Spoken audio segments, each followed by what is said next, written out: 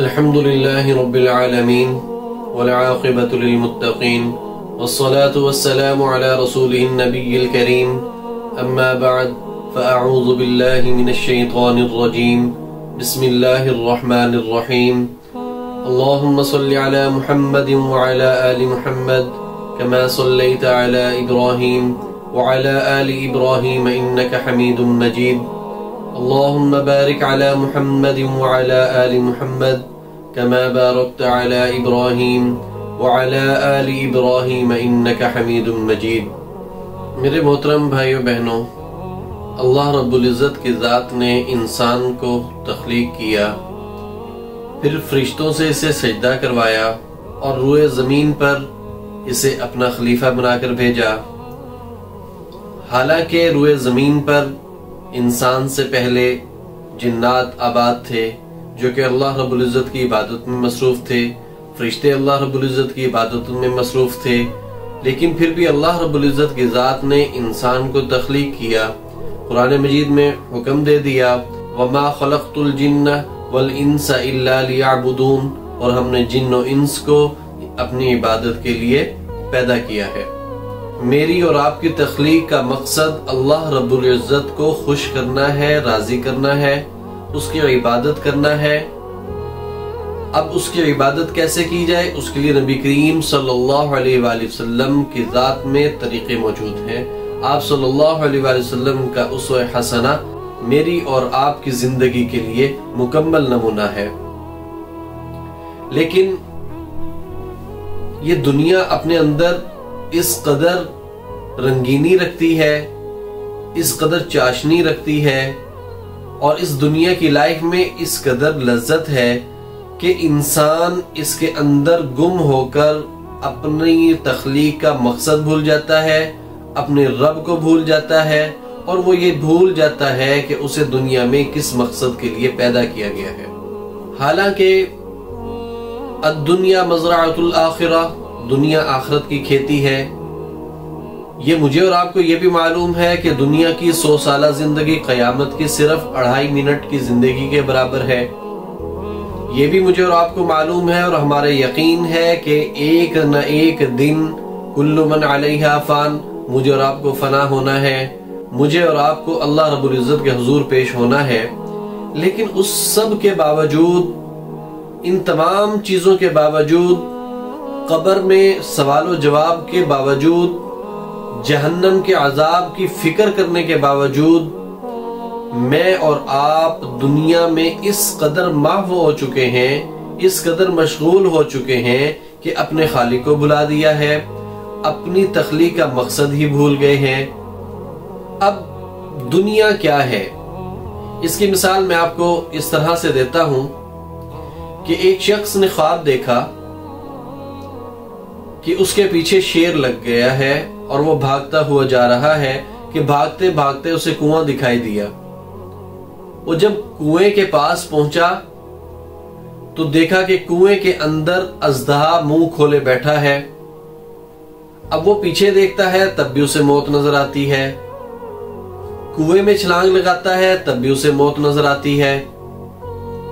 پھر اس کی نظر کنویں میں لٹکی ہوئی رسی پر پڑی تو اس نے سوچا کہ میں رسی کے ساتھ لٹک جاتا ہوں، شیر واپس چلا جائے گا، تو اس نے رسی کو پکڑ کر کنویں میں چھلانگ لگا دی۔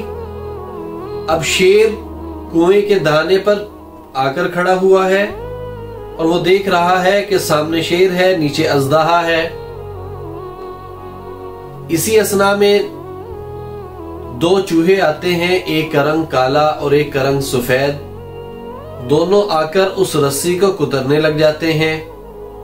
وہ اور مزید پریشان ہو جاتا ہے کہ ایک طرف تو شیر ہے، دوسری طرف اژدہا ہے، اور تیسری طرف یہ رسی ہے جسے چوہے کترے جا رہے ہیں، اور یہ رسی کمزور ہو کر ٹوٹ جائے گی اور میں اژدہے کے منہ میں چلا جاؤں گا۔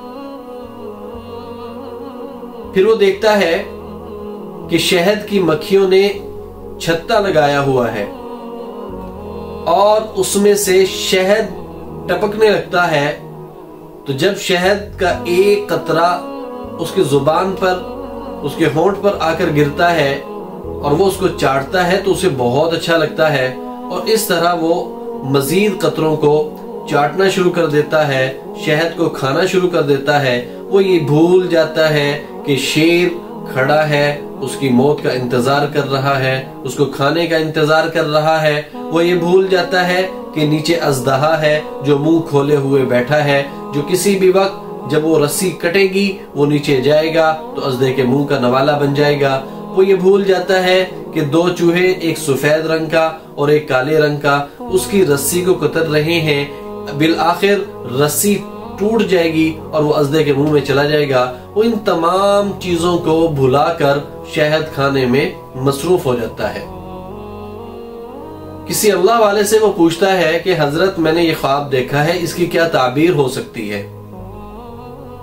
تو انہوں نے بتلایا کہ بیٹا وہ جو تم نے خواب میں شیر دیکھا تھا وہ تمہاری موت ہے جو ہمہ وقت تمہارے پیچھے لگی ہوئی ہے۔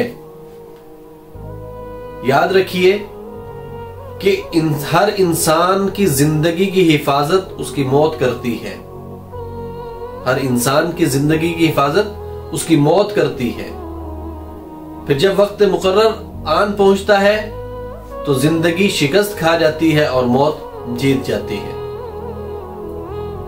پھر انہوں نے بتلایا کہ بیٹا وہ جو اژدہا تھا وہ تمہاری قبر ہے جو روزانہ تمہیں 5 مرتبہ پکارتی ہے، انا بیت الدہو انا بیت الراشیہ، میں کیڑوں کا گھر ہوں، تیاری کر کے آ، میں اندھیروں کا گھر ہوں، روشنی کا انتظام کر کے لا۔ اور وہ جو تم نے رسی کو دیکھا ہے وہ تمہاری زندگی ہے، اور جو ایک سفید رنگ کا اور ایک کالے رنگ کا چوہا دیکھا جو اس رسی کو کتر رہے ہیں وہ دن اور رات ہیں جو تمہاری زندگی کو کم کر رہے ہیں، اور وہ جو شہد تم چاٹ رہے تھے وہ دنیا ہے۔ وہ جو شہد وہ دنیا ہے کہ تم اس کی لذت میں مشغول ہو کر، مصروف ہو کر یہ سب کچھ بھلا بیٹھے کہ ایک طرف شیر ہے، دوسری طرف اژدہا ہے، تیسری طرف چوہے ہیں جو اس کی رسی کو کتر رہے ہیں۔ بالکل اسی طرح میں اور آپ سب کچھ علم رکھتے ہوئے کہ میں نے اور آپ نے مرنا ہے، حساب دینا ہے، اس کے باوجود زندگی کی رنگینیوں میں اس قدر محو ہے کہ اپنے رب کو ہی بھلا دیا ہے، اپنے پیارے رب کو ہی بھلا بیٹھے ہیں، اپنی تخلیق کا مقصد ہی بھلا دیا ہے۔ تو میرے محترم بھائیوں بہنوں، یہ جو خواب میں نے آپ کو سنایا، یہ جو مثال دی گئی ہے، یہ مجھے اور آپ کو بتلایا گیا ہے کہ آج میں اور آپ بالکل ویسے ہی ہو چکے ہیں جیسے کہ وہ شخص ہو گیا تھا کہ اس نے شیر کو ہوتے ہوئے بھی، اژدہے کو ہوتے ہوئے بھی، چوہوں کے ہوتے ہوئے بھی وہ شہد کھانے میں اس قدر مصروف ہو گئے، سب کچھ اس نے بھلا دیا۔